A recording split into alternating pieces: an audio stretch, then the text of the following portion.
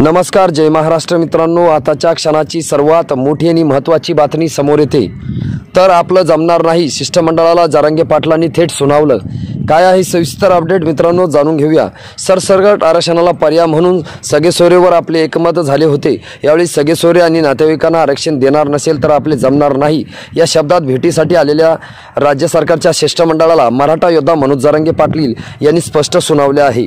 घटनातज्ञ भेटीला आले होते। यावेळी रक्ताचे नातेवाईक व सगेसोरे या शब्दावर आपले एकमत झाले होते असंही त्यांनी सांगितलं। राज्य सरकारच्या शिष्टमंडळाने मराठा योद्धा मनोज जरांगे पाटील यांची अंतरवाली सराटी येथे भेट घेतली। यावेळी त्यांनी समजूत काढत मनधरणी करण्याचा प्रयत्न केला। या राज्य सरकारच्या शिष्टमंडळानं ग्रामविकास मंत्री गिरीश महाजन, उद्योगमंत्री उदय सामंत, मंत्री संदीपान भुमरे यांच्यासह जालन्याचे जिल्हाधिकारी व पोलीस अधीक्षक यांचा समावेश होता।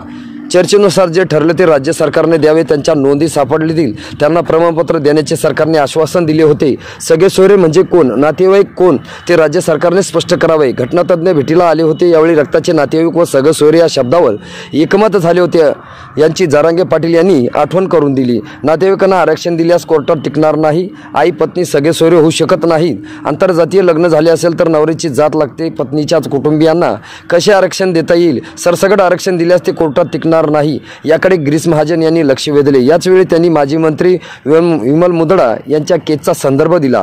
कुणबी नोंदी आढळलेल्या रक्तातील नातेवाईकांना आरक्षण द्यावे। वडील व्यतिरिक्त आत्या व मामा व मावशींना आरक्षण द्यावे अशी मागणी करत सरसकट आरक्षणाला पर्याय असू शकतात का यावर चर्चा झाली। दरम्यान फेब्रुवारीत राज्य सरकारकडून विशेष अधिवेशन बोलावून आरक्षणाचा प्रश्न सोडवण्यात येणार आहे।